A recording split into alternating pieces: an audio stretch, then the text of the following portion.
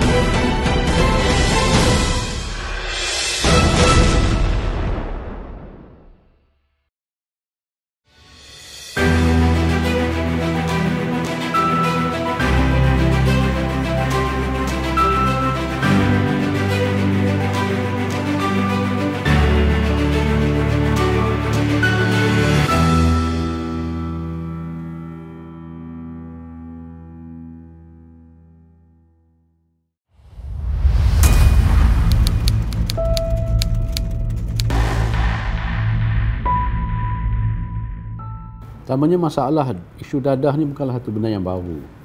Dah berkurun-kurun lah kita kata. Kalau kita tengok dari sejarah pun, daripada sejarah perang candu dulu kan, belum perang dunia pertama, kedua sebagainya. Dan yang kalau kita boleh anjakkan yang terbaru ni dalam konteks Malaysia ni sejak 1983, Perdana Menteri ketika itu adalah Tun Mahathir telah pun mengumumkan bahawa dadah ni adalah musuh nombor satu negara. Itu 1983, sampailah sekarang ni dah 2022, sudah 39 tahun. Masih lagi masalah dadah menjadi isu utama yang saya rasa memerlukan satu pendekatan bersepadu yang lebih mantap lagi untuk memastikan kita dapat menangani isu dadah ni. Dan isu dadah ni pun satu isu yang sensitif, yang banyak memberi impak, bukan sahaja dari segi keselamatan negara, malahan dari segi sosial lah, sosial, jenayah dan sebagainya. Kalau kita tengok kebanyakan kes-kes yang melibatkan jenayah ni, banyak yang melibatkan peningkatan dadah. Kalau kita dapat feedback daripada pihak penjara sendiri pun, kebanyakan pesalah-pesalah yang telah sedang menjalani hukuman penjara pun adalah pesalah-pesalah yang ada kaitan dengan dadah. So dadah ni memang satu ancaman yang jelas, yang perlu satu tindakan yang bersepadu. Itu yang pertama. Yang kedua, dadah, dalam konteks dadah ni juga sering dikaitkan dengan isu-isu berkaitan dengan kaedah pengendalian SOP ataupun isu-isu integriti lah. Sebab dadah ni melibatkan jumlah wang yang besar, sama pengedar dadah ke ataupun wang sogokan sebagainya. Dan di situlah timbul isu integriti. Kalau kita tengok visi dan misi yang telah ditetapkan oleh Yang Dihormati Tan Sri IGP pun, isu integriti yang paling atas. Integriti dan yang lain tu. Integriti yang paling atas. Kalau integriti itu dapat dimantapkan, saya kata insya-Allah itu adalah asas penting bagi kita menangani isu dadah secara tuntas.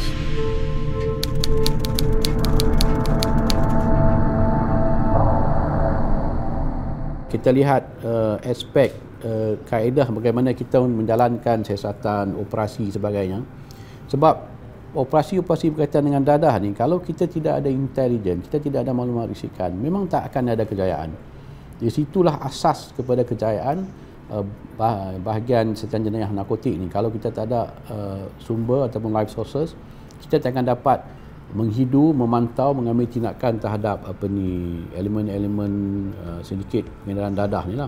Dari situlah kita lihat perlunya satu pendekatan, perlu memantapkan lagi kaedah-kaedah pengumpulan risikan kita, termasuklah dari segi equipment yang kita ada.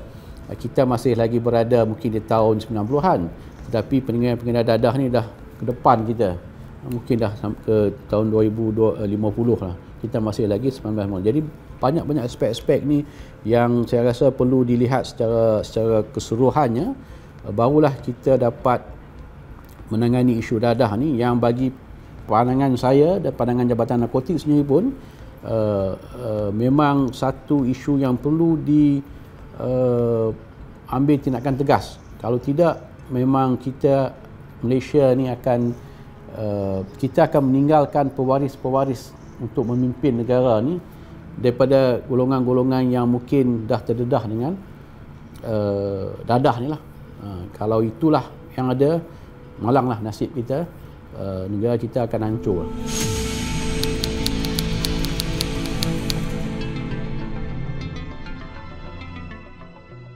Saya pun sering melihat komen-komen netizen ataupun masyarakat umum dalam bila ada siaran PC sebagainya, ataupun kenyataan-kenyataan akhbar yang saya keluarkan, ataupun kenyataan kita kongsi, banyak soalan, kenapa tangkapan rampasan banyak beratus juta tapi yang dituduh tak ada, yang dijatuhkan hukuman tak ada pun kan. Tokan yang kita tangkap ni ikan bilis kecil-kecil kan. Tapi sebenarnya kalau tengok ni memang kalau ikut statistik yang kita ada ni, memang Jabatan Sejanjang Narkotik ni memang kita melancarkan operasi secara konsisten. Kita tak pernah mengendurkan sebarang operasi kita.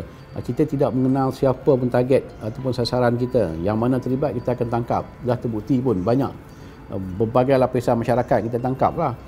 Yang seterusnya berkenaan dengan kejayaan-kejayaan ni banyak. Kalau saya boleh kongsikan sedikit untuk perbandingan antara tahun 2020 hingga 2021 dan juga tahun ini sampai Januari hingga April, memang ada terdapat peningkatan yang ketara daripada rampasan syabu, rampasan ganja, rampasan heroin, rampasan ketamin. Memang terdapat peningkatan yang ketara. Dan kalau kita tengok statistik rampasan tahun 2021 tahun lepas, syabu meningkat rampasannya kepada 127%, iaitu 82 tan yang kita rampas tahun lepas. Begitu juga dengan bahan-bahan kimia yang digunakan, ada dekat 8 tan kita rampas. Ganja jatuh sikit, heroin 2 tan, heroin meningkat kepada 137%, iaitu 2 tan, dan banyak lagi lah. So makmal saja yang kita berjaya bongkar ataupun kita berjaya musnahkan. Di Penang ada 6, Selangor ada 4, KL, Johor masing-masing ada 3, dan Kedah Perak masing-masing ada 1. Itu statistik kasar berhubung dengan kejayaan-kejayaan yang kita buat. Rampasan saja, kalau ikut nilai rampasan yang kita rampas ni, tahun lepas kita merampas 13 tan dadah. Tahun 2020. Tahun 2021 37 tan kita rampas. So nilai dia untuk tahun 2020, nilai keseluruhan rampasan 458 juta. Untuk tahun lepas 2021 meningkat 110% kepada 965 juta. Itu statistik yang kita ada. Tu tidak timbul isu pun kata kita ni mengendurkan operasi kita mengurangkan operasi kita tidak memberi penumpuan kepada isu-isu yang dibangkitkan. Untuk operasi saya, daripada tahun 2020 hingga 2021 ada 18 operasi besar yang kita lancarkan.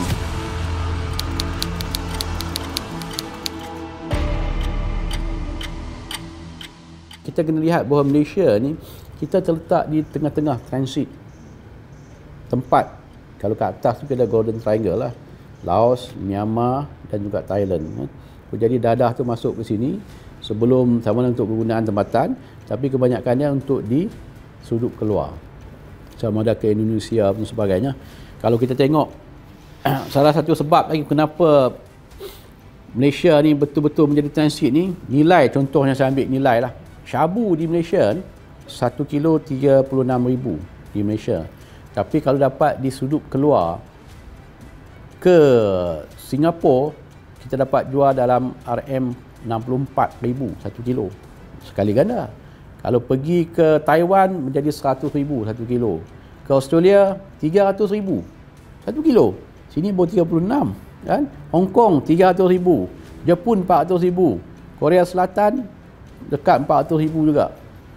So itu menunjukkan bahawa bisnes penyagaan pengedaran dadah ni, khususnya syabu ni, memang mendatangkan keuntungan yang besar kalau dapat disudut keluar. Sebab tu walaupun kita letaklah apa pun, hukuman gantung, kesempatan sebagainya, tapi masih lagi ada orang sanggup untuk mengambil risiko untuk terlibat dalam aktiviti pengedaran dadah. Dan dalam konteks ini juga kita banyak bekerjasama dalam menangani isu dadah Malaysia berkaitan dengan agensi penguatkuasa lain lah, yang kita mantap hubungan kita ni untuk menangani isu pengedaran dadah ni dengan Australian Federal Police, AFP, Office of Narcotic Control Board, Thailand, DEA, US Drug Enforcement Administration, Central Narcotic Bureau, Singapura, Narkoba, Narkotik Indonesia daripada Polri, Biro Kawalan Narkotik Brunei dengan Polis New Zealand, dengan Interpol dan General Directorate of Narcotic Control daripada Arab Saudi. So, hubungan kita mantap. Kita menekankan kepada isu kerjasama sebab kalau kita nak menangani isu penyelundupan dan pengedaran dadah di rantau Asia Tenggara di peringkat antarabangsa, so inilah agensi-agensi yang kita wajib berkolaborasi. Kita tidak boleh lagi bekerja dalam silo sebab dadah ni kadang-kadang intelijen kita dapat dari luar. Kerjaan-kerjaan kita pun ada banyak bergantung pada maklumat-maklumat yang disalurkan oleh agensi-agensi dadah yang luar untuk kita mengambil tindakan di Malaysia.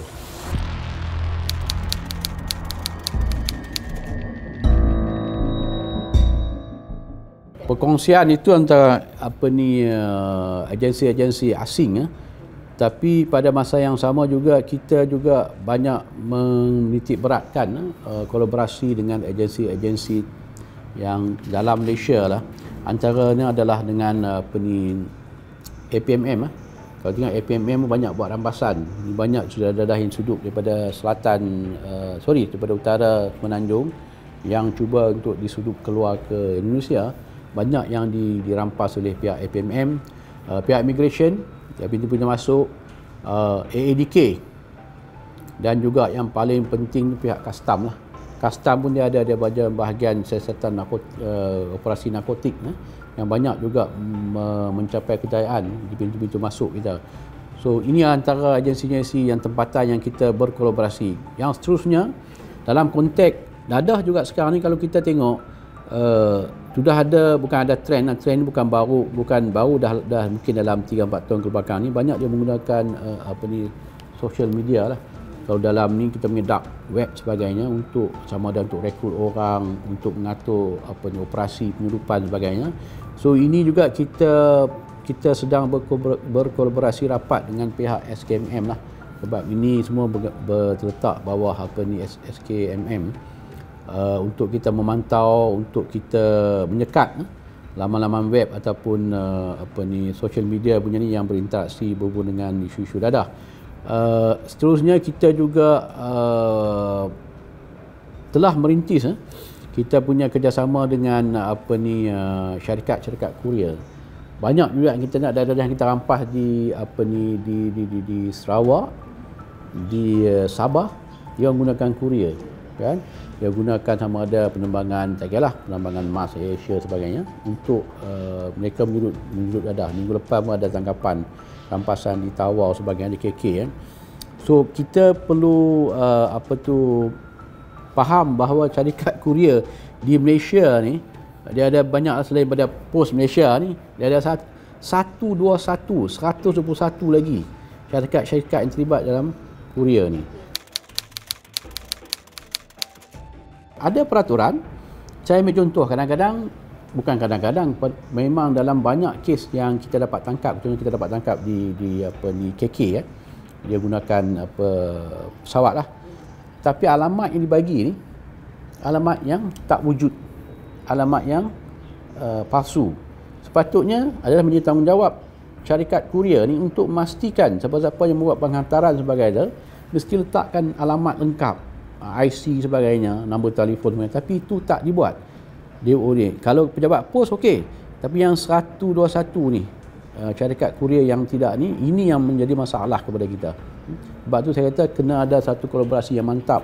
Mungkin undang-undang ada, bahawa akta pos memang ada, akta perkhidmatan pos ada, tapi penguatkuasaan dia amat kurang.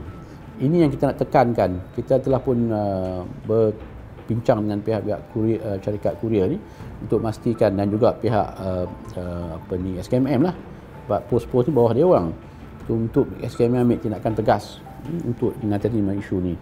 Begitu dengan Jabatan Kastam, ada juga bahan-bahan kimia yang dibawa masuk ni, bahan-bahan kimia yang sah tapi disalahgunakan. Bahan-bahan ni pun kita selalu berkongsi dengan pihak Kastam untuk memastikan kalau ada bahan-bahan ni masuk, mungkin kita nak kena pasti siapa dia pembeli dia.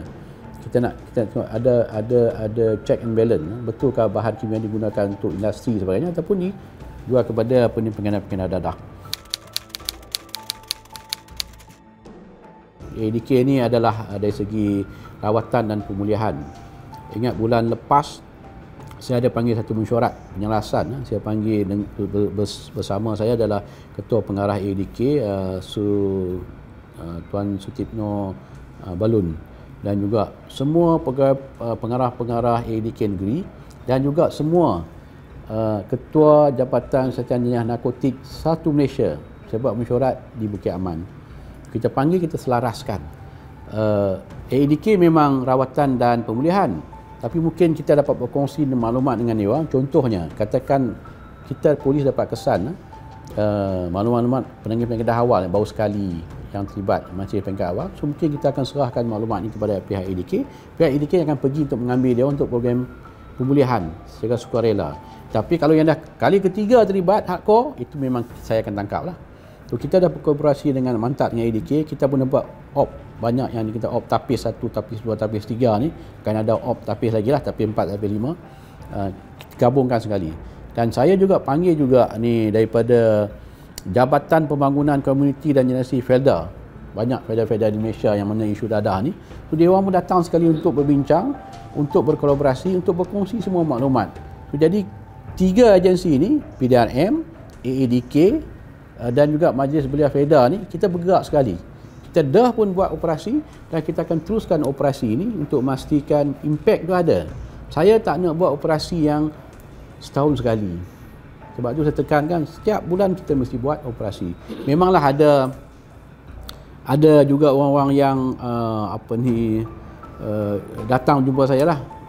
Saya tak nak mention siapa dia. Datang, Datuk kena slow down sikit Datuk. Kita punya baju banduan kita pun dah habis dalam penjara kan. Datuk, botol kita dah habis, botol urin dah habis Datuk dalam tempoh 3 bulan ni yang bawah langkah-langkah pencegahan khas tu, case file dah dekat 400 lebih tu. Kami nak kena go through satu, tak sempat Datuk, kena slow down sikit. Tapi bagi saya tak akan slow down. Bagi saya dadah ni dah lama dah. So kalau kita slow down balik, dia akan naik balik. Sebab tu saya tekankan operasi saya, tak kira kat mana saya ada lah, saya nak secara konsisten, saya tak nak one off ni. So itu antara kolaborasi yang kita ada dengan agensi-agensi luar dan juga agensi-agensi dalaman kita.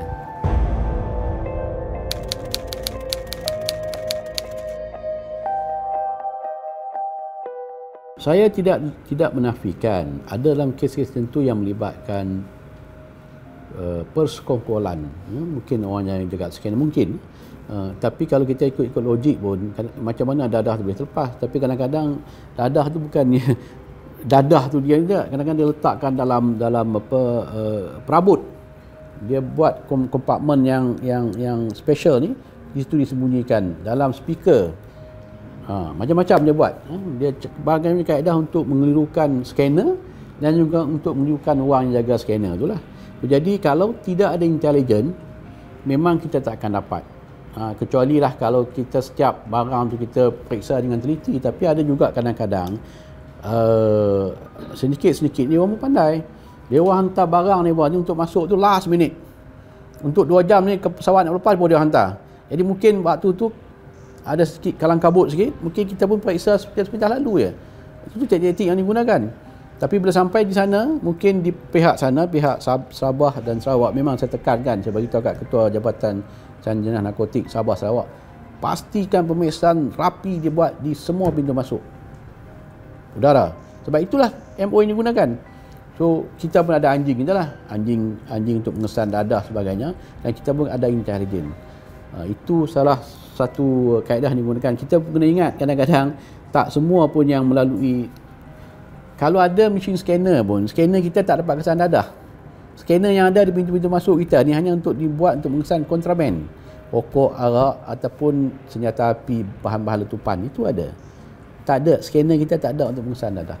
Dadah ni tuan-tuan, dia mengikut kepakaran orang jaga mesin scanner yang monitor tu, dia akan tengok. Mungkin yang masuk ni lori sayur daripada dekat Durian Burung dekat Kedah tu kan, daripada Thailand. Lori tu ada banyak kotak-kotak buah-buahan. Dia tengok dalam scanner, kotak buah-buahan ni lain, yang separuh nampak macam lain, tapi separuh nampak macam lain. Dia kata ni ada barang yang lain. Mungkin baru tu dia akan minta dia orang diperiksa secara teliti lah. Tapi kalau yang jaga scanner pun tak teliti, tidak kepakaran, dia tak akan dapat kesan. Tidak ada satu lagi pun scanner yang di Malaysia yang ada ni yang dapat mengesan dadah yang ada kat pintu-pintu masuk kita lah. Mungkin yang akan datang, saya pun dah cadangkan kat pihak custom, mungkin akan datang perlu ada benda-benda tu. Kecuali kalau kita diminta lah, narkotik diminta untuk bantu, kita bawa lah equipment kita untuk kesan lah. Itu kalau case by case lah, bukan semua.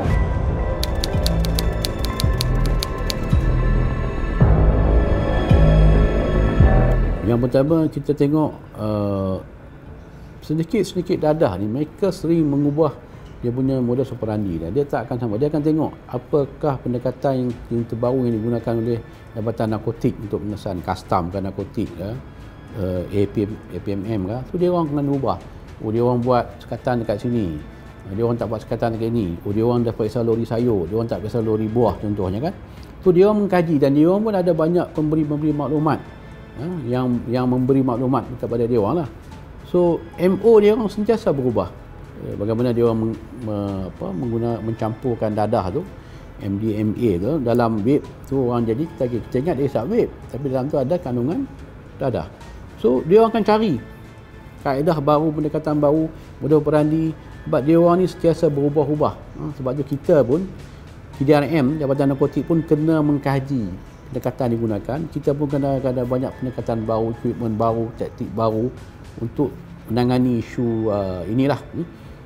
Dan yang kedua, yang macam saya katakan tadi lah, nak tak nak kita terpaksa terima hakikat keadaan geografi kita lah, yang menjadi memang transit. Kita duduk di tengah-tengah, bukan saja dalam konteks Golden Triangle punya dadah, tapi juga daripada kadang-kadang dadah yang hari tu dia orang dapat dadah jenis daripada Timur Tengah kan.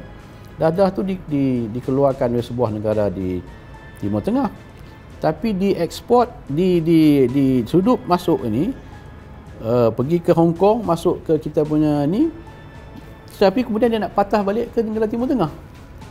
So maknanya Malaysia ni bukan saja untuk Golden Triangle, tapi lain-lain lagi di peringkat jalan masuk Malaysia ni transit.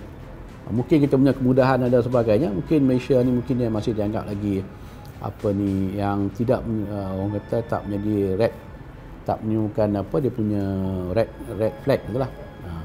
So itu yang kedua. Dan yang ketiga ni ialah dari segi macam saya katakan tadi, kita juga menghadapi kekangan lah di segi logistik, teknikal sebagainya lah. Kalau tengok Penjawatan Narkotik pun, satu Malaysia ni kita ada lebih kurang 5,900 orang ya. Jabatan Narkotik satu Malaysia ni di kontingen dan juga di keaman 5,900. Mungkin saya kata 4% kot daripada jumlah keseluruhan kekuatan jawatan polis tu, 1,120,000 kan. 5,000, kira 6,000 lah. Tu bayangkan, itu yang ada dekat distrik, dekat kontingen. Bayangkan kalau kita buat operasi besar-besaran, kita tangkap, katakan distrik lah, katakan Mersing, katakan Johor, tangkap satu sedikit ada 11 orang. Dia nak ambil statement yang itu dan inilah, tu nak hantar patologi sebagainya. Tu makan masa. Tu termasuklah equipment, kenderaan kita ada pun kenderaan yang agak lama kan. Equipment kita, kita mungkin ada satu equipment untuk membantu dari segi teknikal. Kalau kita nak buat satu operasi serentak, kita tangkap A, katakan tangkap Ayub, daripada Ayub ni operasi di Kedah, tapi daripada Yusof ni kita dapat ada lagi 5-6 orang lagi, satu dekat Kelantan, satu dekat Johor, satu dekat ni. So kita nak kena buat operasi serentak. Kalau kita tak buat serentak, dia akan lari. So kita perlukan tim-tim yang banyak. Sebab tu dadah ni bukan seorang, dia sindiket. So itu juga kekangan yang kita ada dari segi teknologi, equipment sebagainya. Sekarang ni mana ada transaksi guna bank lah. yang sebenarnya cryptocurrency, dia panggil Bitcoin semua kan. Macam mana kita nak buktikan bahawa duit tu tambahan pula sekarang ni, kalau kita bawa kes-kes kita ke mahkamah ataupun bawa di peringkat awal kita nak berbincang untuk tuduh, ada juga pihak-pihak yang menekankan, oh Datuk, duit ni Datuk kena buktikan duit ni pada Dadah. Katakan saya ada dalam account saya ada 300 juta kan. Kita tahu dia ni memang pengedar Dadah, ketua sedikit. Tapi bila kita nak bawa kes ni ke mahkamah, di peringkat awal sebelum kita tuduh ni, dah ada pihak-pihak lain, Datuk kena buktikan duit ni memang daripada Dadah. Kita menjaga dia orang jual Dadah ni bukan pakai resit. Saya jual Dadah dekat Puan Nuraini 300 kilo ni harga ni, bagi resit. Tak ada resit. Macam mana saya nak buktikan? Tapi itulah apa ni, cabaran-cabaran yang kita ada lah. Pembuktian dari segi pembuktian sebagainya. So jadi benda-benda ni membebankan kita lagi dan memberi kelebihan pada dia orang. Dia orang tahu itulah keperluan yang ada. Dia gunakan Bitcoin, dia gunakan cryptocurrency. Mana ada transaksi pakai apa ni yang ada money trail tu, tak ada dah. Jarang-jarang. So itu antara cabaran. Kemudian dia orang gunakan media sosial lah. Sama ada macam saya kata, untuk rekrut ke, untuk atur strategi ke, untuk mengedar ni ke. Dia orang tak pakai lagi lah kaedah lama, pendekatan yang dibuat. Satu lagi yang saya nak tekan, antara cabaran yang kita cakap berkenaan cabaran ni, kalau kita tengok daripada apa ni, Dadah yang masuk daripada utara ni, daripada Golden Triangle, dia masuk kalau ikut ni belah Satun lah. Satun dia akan turun ke Langkawi, Penang sebagainya. Penang tu dia punya salah satu tempat selalu jadi transit. Kalau sebelah apa ni pantai timur ni, dia akan masuk ikut belah Tabai, Pasir Mas, Tumpat, Rantau Panjang. Itu memang tempat transit. Dia masuk bukan kilo, by ton. Kalau hari tu saya pergi buat lawatan di sempadan kita di Kelantan dengan ni, ialah Sungai Golok tu ada 99 km lah sungai tu, yang sempadan ni, sungai tu dia 15 meter lah situ sini. Kalau air surut tu boleh berjalan kan? Dia boleh bawa satu sampan tu dia boleh bawa dalam 100 kilo cabu lah, dalam satu bunyi dalam 30 lebih kilo. Dia bawa satu sampan kecil, datang ni, dia nampak kita, dia patah balik kan, lepas tu dia datang balik. Kalau satu transaksi 100 kilo darab, tengoklah 1 kilo 36,000 darab tengok. Pengkalan haram. Pengkalan haram kena kecil-kecil lah. Yang aktif ada 135. Nah, saya pergi hari tu, saya nampak saya periksa apa ni store-store yang ada sebelah kita lah. Dalam satu store yang saya buat spot check tu, kita jumpa satu, saya pecah store tu, tak dia orang pecah, kita jumpa ketum sebagainya. Orang yang ada tu baru sempat melarikan diri. So itu baru saya pergi periksa secara random. Ini ada berapa ratus lagi store-store yang ada. Itu yang banyak yang nak ditekankan oleh kerajaan negeri Kelantan untuk cadangkan untuk dia orang nak mengambil tanah-tanah yang apa ni sungai tu yang untuk dia orang buat inilah, musnahkan semua store-store yang haram ni, penggalan-penggalan haram, dia pun nak buat tembok sebagainya. Itu kita serahkan kepada state government, kerajaan pusat lah. Sebab sempadan ni bukan sempadan Kelantan dengan Thailand, ini sempadan Malaysia dengan Thailand.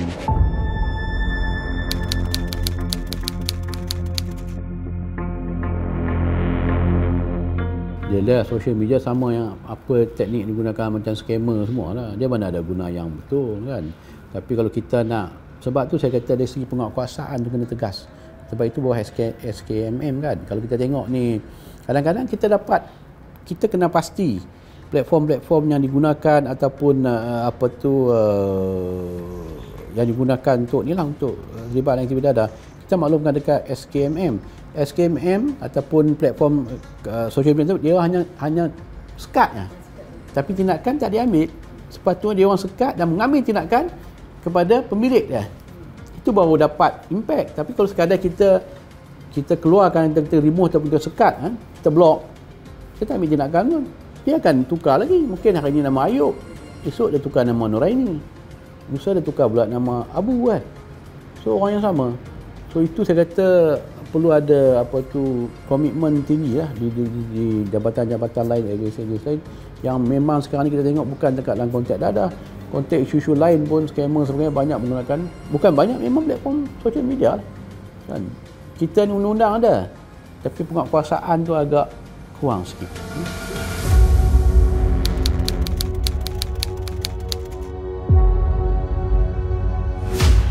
Ini bukan tomahan lah, ini pandangan-pandangan yang diutarakan oleh rakyat lah, netizen dan sebagainya. Memang itu satu persepsi yang kita tidak boleh menolak 100%. Tapi bagi pihak kami di Jabatan Narkotik, kita memang tidak mengambil ringan ataupun kita memilih, kita hanya tangkap tokan-tokan kecil, street pusher sebagainya, tak ada. Sebab tu apabila saya masuk je ke narkotik ni, saya mengambil alih pada bulan 1 itu, Januari. Saya tekankan bahawa saya nak tangkap tokan-tokan besar. Kan? Dan itu yang kita buat op tapis tu. Dan op tapis ni pun bukan kita pergi tangkap, tak ada. Kita memang dah ada kena pasti siapa tokan-tokan tu.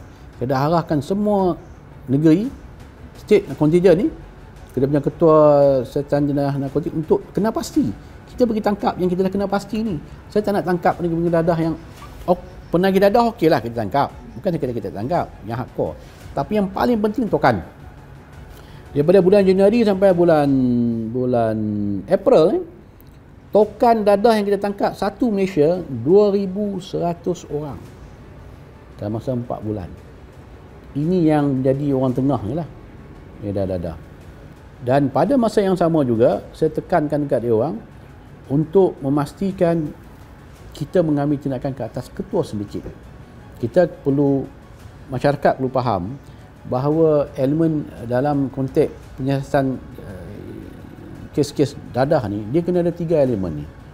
Control, custody, knowledge. 3 ni lah. Maknanya dia kena ada, dia kontrol kawasan tu, dia ada kena pengetahuan, dan dia knowledge, custody lah, memilikannya. Kalau tak ada 3 ni, memang kita tak boleh tuduh. Jadi yang dekat atas ni, dia orang memang pandai, dia orang tahu. Dia orang tak akan nampak tangan-tangan dia orang tak akan terlibat. So dia orang hanya memberi arahan pun bukan direct arahan, dia akan memberi banyak layer. So dia orang kat atas terlepas. Dan dia orang ni memang banyak sumber-sumber kewangannya. Duit-duit yang boleh dilaburkan, dibuat money laundering lah, pengubahan wang haram, labur dalam syarikat, labur dalam bisnes, kan, beli kenderaan mewah sebagainya, kan. Memang kita sedia maklum, tapi untuk menangkap dia orang ni perlu satu siasatan yang terperinci. Sebab tu saya tekankan dalam konteks dadah ni, kita sama dengan gangster, kita bukan seorang terlibat, ada sedikit. Kalau kita tidak boleh menggunakan pendekatan lain selain daripada kita menggunakan atas dadah berbahaya, atas dadah berbahaya ADB ni, saya lebih cenderung untuk kita menggunakan pendekatan siasatan bawah jenayah terancang. Siasatan kesalahan bawah jenayah terancang, tapi kita menggunakan prosedur SOSMA. Contohnya, siapa yang sanggup berani bagi keterangan kat mahkamah? Kata saya ni ahli sedikit, saya nak bagi keterangan kepada bos saya. Saya sanggup bagi keterangan, saya buka. Mungkin sebelum saya bagi keterangan, saya dah tembak mati. Banyak kes-kes saksi-saksi ditembak mati, dibunuh sebelum dia bagi dalam kes SOSMA lah. Ada 2-3 kes yang saya rasa masyarakat mesti maklum. So, sebab tu kita memerlukan SOSMA. Sebab tu kita memerlukan pendekatan untuk siasatan di bawah jenayah terancang. Kalau tidak, kita tak akan dapat tangkap yang atas tu. Dia akan terlepas. Yang kita tangkap yang tengahan ke bawah. So itu yang saya katakan, pendekatan baru perlu dicari, perlu digunakan. InsyaAllah kita sedang berusaha ke arah itulah. Macam bila saya tangkap geng Datuk Seri Niki lah, scammer tu kan, tak pernah orang buat sebelum tu, tapi saya gunakan pendekatan jenayah terancang, siasatan prosedur buat semua. Sebab tu kita dapat kena pasti tangkap dan tuduh di mahkamah lah. Jadi tu dah cripple, dah orang kata dah tak dapat aktif lagi lah. Kita gunakan bawah amla, anti money laundering, yang dia pengubahan wang haram, aset-aset mereka disita, dirampas sebagainya. Itulah pendekatan yang saya kata, satu pendekatan yang boleh memastikan sedikit-sedikit besar ni dapat ditangkap dan dilumpuhkan. Kalau tidak, kita tangkap inilah yang dikatakan ikan bilis ni, tukang-tukang kecil ni kan, tak habis. dah 39 tahun. Itulah dia apa tu formatnya.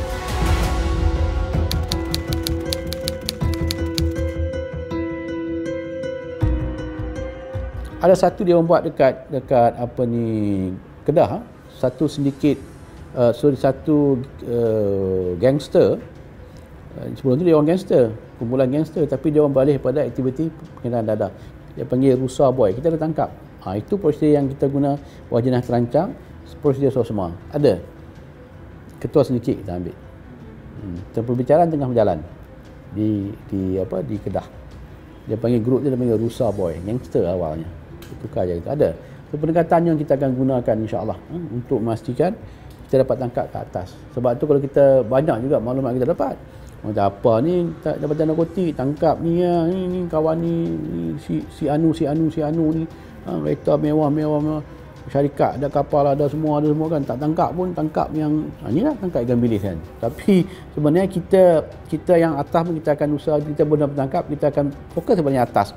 Di samping yang bawah ni pun kita kena ambil tindakan juga. Kita tidak lagi dapat menafikan bahawa ada elemen-elemen tu. Dan perlu diingatkan juga, banyak orang bila sebut dadah, polis.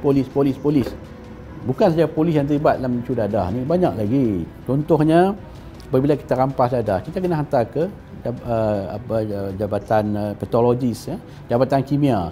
Kalau kita nak buat urine test, patologis sebagainya lah. Dia orang ni akan makan masa.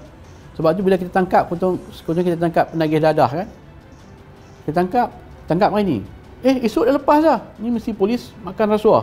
Dia orang tak faham bila kita tangkap, kita nak tuduh. Sementara nak tunggu nak tuduh tu, kita akan tunggu laporan patologis. Itu akan makan masa. Kadang-kadang sebulan, kadang 2 bulan. Jadi dia bagi jamin dulu. Bila bagi jamin dia keluar lah. Yang bagi jamin tu bukan polis bagi jamin, mahkamah bagi jamin. Tapi persepsi orang, semalam tangkap, hari ni keluar. Ini mesti polis makan rasuah. Dia orang tak faham kan proses tu. Bila kita bagi jamin dulu, sementara nak tunggu laporan patologis, bila kita nak cari balik kemudian nak tuduh tu, kata kita dapat arahan tuduh, kita pun tak tahu di mana dia ada. Penagih dadah kebanyakannya bukan ada alamat tetap. Tak ada. So itu antara masalah. Sebab tu kita kena lihat. Dan satu lagi kita lihat juga prosesnya apabila kita buat siasatan, kita pergi ke DPP, dituduh di mahkamah, dan yang menjatuhkan hukuman ni bukan polis, mahkamah. Kita akan ada pengasingan kuasa kan. Eksekutif, legislatif dan juga kehakiman kan. Kita tak campur. Ada apa yang nak dijatuhkan hukuman hakimnya tu kita kata tak adil tu, tak ada. Itu hak mahkamah kan. Proses-proses tu dah kita kena faham dan tidak timbul sebarang tomahan lah kepada polis yang kata ni polis ni makan rasuah sebagainya kan. So itu dia punya itulah. Dan satu lagi nak tekankan, kalau dulu contohnya saya ditangkap, saya bawa 1 kilo syabu, 39B memang gantung lah, 39B. Tapi sekarang, ya betul kita boleh tuduh bahawa 39B, tapi untuk menjatuhkan ni kadang-kadang hakim pihak mahkamah lah meletakkan satu lagi kriteria. Maknanya kita kena buktikan bahawa dadah tu memang untuk edarkan, dia pengedar, dia bukan pengguna. Kita boleh bayangkan lah, kalau dia bawa 1 kilo ataupun 10 kilo dadah, takkan dia nak guna untuk sendiri. Mestilah dia untuk edarkan. Tapi kita terpaksa juga untuk membuktikan bahawa dadah ni memang untuk diedarkan. Barulah kes kita tu kuat untuk pergi ke 39B. Benda-benda macam ni, benda-benda yang baru, yang saya rasa masyarakat kena faham. Kalau dia tak faham, dia menyalahkan polis lah. Sebab kita, fungsi kita jalankan siasatan, siapkan kertas siasatan, bawa kepada DPP. DPP akan tengok, lihat balik, kuat tak kuat, belum dituduh. Macamlah kes yang baru ni, yang yang tangkapan bekas duta sebenarnya. Kenapa dia ni dibebaskan? Kenapa seorang lagi penyanyi itu tak diberi jamin? Itu bukan kuasa polis, itu kuasa mahkamah. Kalau mahkamah nak bebaskan dia dengan jaminan ni, bebas. Kita cadangkan untuk tanggung dia punya riman, tapi mahkamah tak benarkan. Itu bukan kuasa kita, itu kuasa orang. Kita pun tak nak campur. Kan kita tak nak, itu konsep pengasingan kuasa. Kalau mungkin kita nak ni, mungkin mahkamah punya ni lah. Itu antara isu-isu yang saya rasa masyarakat pun kena sentiasa faham, dan janganlah menyalahkan polis sikit-sikit polis kan.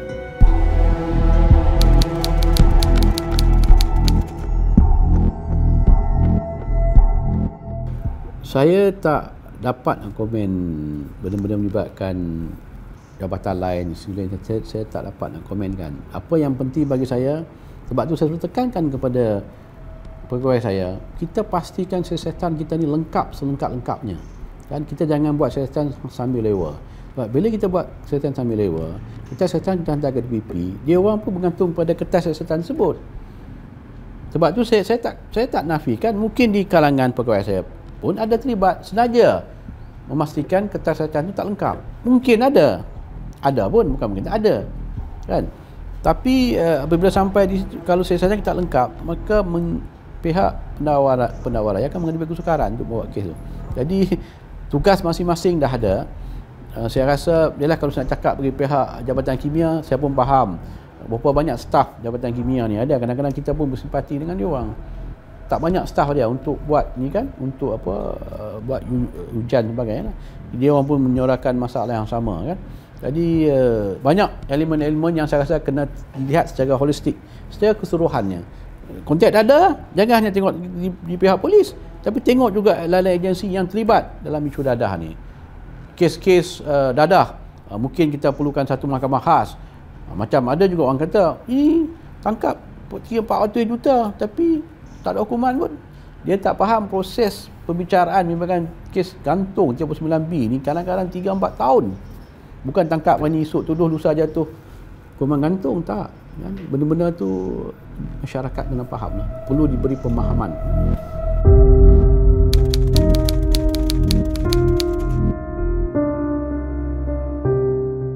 Dalam kes-kes dadah ni melibatkan nyawa orang. Kalau kata pengedar dadah ni, kalau heroin 15 gram lah heroin, kalau syabu 50 gram kan, kalau ganja 200 gram, nilai tu lebih tu akan hukum gantung lah. Melibatkan nyawa orang. Sebab tu apabila benda kes ni bawa ke mahkamah, hakim-hakim kita pun faham dia nak menjatuhkan hukuman tu mestilah tanpa ada sedikit keraguan. Kalau ada sedikit keraguan, dia akan lepas. Ini melibatkan nyawa. Sebab tu 3 elemen tu kena ada. Yang saya katakan tadi, custody, control dan knowledge kena ada. Kalau tak ada salah satu tu, memang saya pasti hakim tak akan menjatuhkan hukumannya ataupun dia akan bebas. Sebab tu banyak kes yang kenapa ni bebas? Kenapa ni tanam ganja tu pun bebas juga bagi? Elemen itulah yang diambil kira oleh hakim. Ini melibatkan nyawa orang lah. Dan dia orang pun, pengedar-pengedar dadah pun dia orang pandai, dia orang kaji di mana kelemahan kita. Bila kes-kes dibawa ke mahkamah, di mana dia orang benang, aspek mana dia orang benang. Sebab tu taktik yang digunakan sekarang ni tak bawa dadah dah. Dia akan bawa dadah, dia akan bawa lah. Dia akan tinggal ke satu tempat, letakkan di satu kenderaan, tinggal satu kunci tu. Orang lain akan datang ambil. Ya? Kalau kita serbu time tu, saya tak tahu. Saya hanya diarahkan untuk datang mengambil kereta ni. Saya tak tahu apa yang nak lakukan. Saya dibayar RM1,000 untuk buat kenderaan ni. Boleh pergi ke point B pula. Ya? Jadi orang kaji benda-benda ni. Sebab tu bila kes-kes kita dibawa ke mahkamah ni melibatkan 39B ni, elemen-elemen pembuktian tanpa keraguan lah, itu yang ditekankan. Dan itulah juga yang kadang-kadang kita menghadapi masalah, macam saya katakan tadi lah. Mungkin sekarang elemen baru yang ditekankan oleh di pihak mahkamah ni, kalau pun ditangkap dengan 10 kilo, kita nak, polis kena buktikan dia nak edarkan dadah tu. Cakap pemilikannya, mungkin dia akan pergi ke section lain, bukan 39B. Itu benda-benda tu yang saya rasa perlu ditekankan. Dan saya yakin insya-Allah kita akan perkemaskan lagi kita punya siasatan kita, kertas siasatan kita sebelum kita hantar ke DPP lah. Kes-kes melibatkan 39B memang akan ada sedikit kekilafan, itu memang ada. Dan siasatan kita bolehlah buat SOP, ada SOP semua, tapi keberangkalian terkilaf tu ada.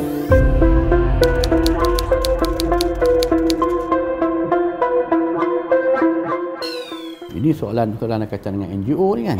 Banyak NGO yang memperjuangkan hak asasi kan. Saya selalu cakap lah, tak kira dalam konteks apa pun, kita perlu imbangkan antara hak asasi dengan keselamatan, hak asasi dengan lain isu lah. Kita jangan terlalu teruja sangat dengan isu-isu hak asasi. Memanglah kita mengikut acuan ataupun kita mengikut format daripada negara-negara barat yang sering bercakap dengan hak asasi. Tapi kita kena lihat juga di negara-negara barat pun ada undang-undang seperti ini juga. Dalam konteks saya dah ambil konteks dalam keganasan. Kalau kita tengok dekat Australia, dekat UK, dekat India pun, kadang-kadang sasar sampai tahan atas isu keganasan ditahan tanpa riman. Kalau di Australia saya kata 14 hari kot jangan dapat. Kan di Indonesia tak ada dekat setahun lebih. Ditahan riman untuk siasatan tu. Tanpa perlu pengambil riman, polis automatik kan dapat. Tapi dalam konteks semua pun yang 28 hari telah nak ditarik balik sebagainya. Itu juga isu-isu berkaitan dengan dadah, kan? Kita perlu imbangkan. Kalaulah kita betul-betul faham ancaman dadah ni, ini bukan melibatkan isu seorang ataupun dua orang. Kalau mungkin dalam kes-kes bunuh ni melibatkan seorang dengan seorang, tapi kes dadah ni dia berangkai, dia melibatkan generasi, dia melibatkan satu pendekatan yang perlu diambil untuk memastikan benda ni dapat dikurangkan. Nak di zero tu tak ada lah. Kalau sifar kita takkan akan capai. Kita nak kurangkan. Kita nak pastikan masyarakat ni, belia-belia yang akan memimpin negara ni memang terhindar daripada dadah. Tapi kalau kita nak tekankan isu kalau kita bunuh satu, kalau kita laksanakan hukuman gantung ni akan hilang satu nyawa, benda tu kita dah war-warkan satu dunia. Kalau di Malaysia berkaitan dengan dadah, hukumannya adalah gantung. Semua orang tahu, kan? Tidak lagi timbul isu saya tak tahu undang-undang ni, saya tak sangka akan jatuh hukuman. Tak ada. Undang-undang tu orang kata kita alasan bahawa kita tak tahu itu bukan alasan pembelaan, tak ada. Sama dengan Singapura. Ada 2-3 kes melibatkan rakyat Malaysia. Dia tegas. Tidak ada tolak ansur. Undang-undang Singapura kata gantunglah. Buatlah rayuan apa pun, dia akan menjadi perbicaraan kekal. Banyak negara yang kritik. Tapi dia orang tak mengubah. Mereka tetap dengan pendirian dia orang, dan itulah kedaulatan dia orang. Sebab dia orang pegang betul-betul. Kita ni kadang-kadang goyang. Sedikit orang komplain, kita nak pindah undang-undang. Sikit ni, nak kena buang, kan? Tapi kita tak lihat di jangka panjang. Dadah ni, kalau kita tak betul-betul tangani, memang negara kita akan rosak lah. Kalau saya suruh cakap lah, kalau dalam konteks, kita bukan cakap isu perkauman sini, 76% adalah dia Melayu Islam. Sebab dengan dadah. So, adakah kita nak tambah lagi masalah tu? Ataupun kita nak cari penyelesaian yang lebih holistik untuk memastikan dapat dikurangkan. Kalaulah kita memikirkan ini isu hak asasi ni, kita kena benarkan itu ini, tambah lagi lah, kan? So kita serahkan kepada budi bicara yang pihak-pihak lain lah untuk memastikan benda ni dapat hak asasi saya setuju, tapi perlu diimbangi dengan isu keselamatan dan isu masalah sosial kita lah. Kalau kita tak ambil berat, hingga kita akan hancur.